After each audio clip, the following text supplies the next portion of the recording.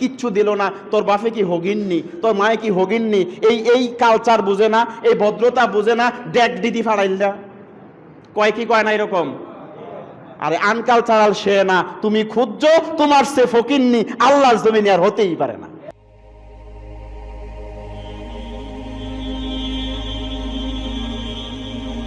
এবং রসুল পরবর্তীতে নবুয়ত পাওয়ার পরে বলেছেন, যেই বিয়েতে এই সাজসজ্জা, চাকচিক্যতা, আড়ম্বরপূর্ণতা কম হবে, যেটা অনাড়ম্বর যে বিয়ে হবে, এই বিয়েতে আল্লাহর রহমত বরকত সবচেয়ে বেশি হবে।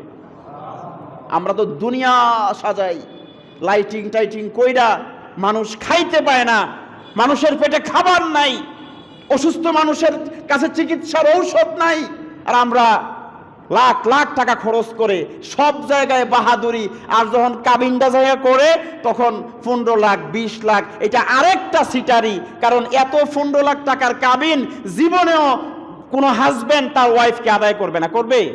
জীবনেও দিবে না। তার মানে মোহরানা মেরে দেওয়ার এইটা একটা সর্বোত্তম কৌশল, সর্বোত্তম কৌশল মোহরানা ফাঁকি দেওয়ার। আল্লাহ রব্বুল আলামিন এই মোহরের ব্যাপারে সমস্ত স্বামীদেরকে কিয়ামতের ময়দানে জিজ্ঞেস করবেন। সমস্ত স্বামীদেরকে আল্লাহ জিজ্ঞেস করবেন, স্ত্রীর হক এটা আদায় করতে হবে। যদি আদায় না করে মারা যায়, ওই স্বামীর পরিত্যক্ত সম্পদ থেকে, এটা তার ঋণ, এটা তার কদা, এটা তার দাইন, এটা আদায় করতে হবে, স্ত্রীর হক আদায় করে দিতে হবে। না হলে কিয়ামতের দিন এই সন্তানগুলো আপনার বিরুদ্ধে আপনাকে আসামির কাঠগড়ায় দাঁড়াবে। এখানে বৈধ অবৈধতার প্রশ্ন থেকে যায়। ইসলাম স্ত্রীর হক অধিকার, আমরা শয়তান কি করছে দেখেন, যেখানে মোহর দেওয়ার কথা ছিল পুরুষের, এখানে উল্টা আমরা নারীর কাছ থেকে আমরা নেই। যদি এই পৃথিবীর কোনো ছোট লোক, কোনো একেবারেই কোনো ছোট লোক, অসভ্য ইতর প্রকৃতির কোনো মানুষ দেখতে চান, তো যেই স্বামী বা যেই পিতা কন্যার পক্ষ থেকে কোনো টাকা বা কোনো খাবার দাবি করে, কোনো কিছু দাবি করে, মনে রাখবেন তার চাইতে বড় ছোট লোক আল্লাহর জমিনে আর কেউ থাকতে পারে না, আর কেউ থাকতে পারে না। ফকির, তার 10 তলা বাড়ি থাকতে পারে, তার চেয়ে ফকির আর কেউ হতে পারে না। আল্লাহ রাসূল বলছেন, আল গিনা গিনান নাফস, যার হৃদয়টা ধনী সে প্রকৃত ধনী, তার 10 তলা বিল্ডিং সে ধনী না।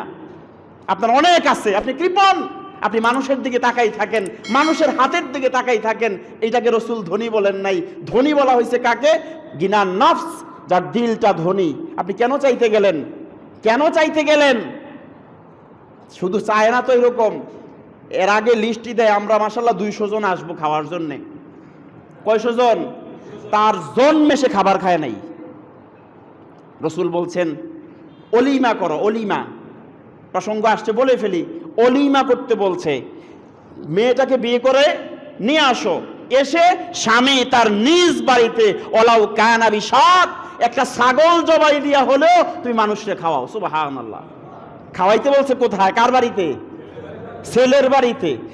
আমরা দেশেও খাওয়ায়, ছেলের বাড়িতে খাওয়াইতে গেলে আবার মেয়ের বাপে 2টা খাসি ফাড়ান লাগে, লাগেনি? ওইখান থেকে আবার ফাড়ান লাগে, দুধ ফাড়াইতে হয়, মাছ ফাড়াইতে হয়, ফান ফাড়াইতে হয়, এত কিছু দিতে হয়, নাইলে ওখানে সমালোচনার জ্বর ওঠে। কিচ্ছু দিল না, তোর বাপে কি হগিননি, তোর মায়ে কি হগিননি, এই কালচার বুঝে না, এই ভদ্রতা বুঝে না, ডেক দিদি ফাড়াইলা কয় কি কয় না এরকম।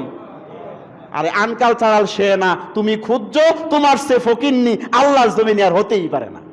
এইটা ফকির, এইটা ফকির, যে চাইছে সে ফকির। কেন হাত পাতবেন? লজ্জা করে না? এটা আমাদের বড় বড় ওলামায়ে কেরাম বলছে, শুয়োরের মাংস যেমন হারাম, খাবেন কেউ? কেউ খাবে শুয়োরের মাংস? পায়খানা কেউ খাবে? এইরকম কন্যা পক্ষের থেকে চেয়ে নেওয়া, দাবি করে নেওয়া এর চেয়ে মারাত্মক জঘন্য হারাম। কখনো করবেন না। মেয়ে থাকলে ফেরত দেন, পায়ে ধরা মাফসান, যেটা অন্যায় করছি, এটা জুলুম করছি, এটা জুলুম। ইসলাম নারীদের অধিকারকে সমুন্নত করেছে, নারীদেরকে মর্যাদাবান করেছে, নারীদেরকে মায়ের জাতি বানিয়েছে, বোনের জাতি বানিয়েছে। কোরআনের আয়াত নাজিল করে করে করে করে আল্লাহ রাব্বুল আলামিন সূরা নিসার ভিতরে নারীদের সম্মানকে আল্লাহ তাআলা বুলন্দ করেছে। এটা করা যাবে না। রাসূল বিয়ে করছেন, রাসূলের বিয়ের সুন্নত দেখেন।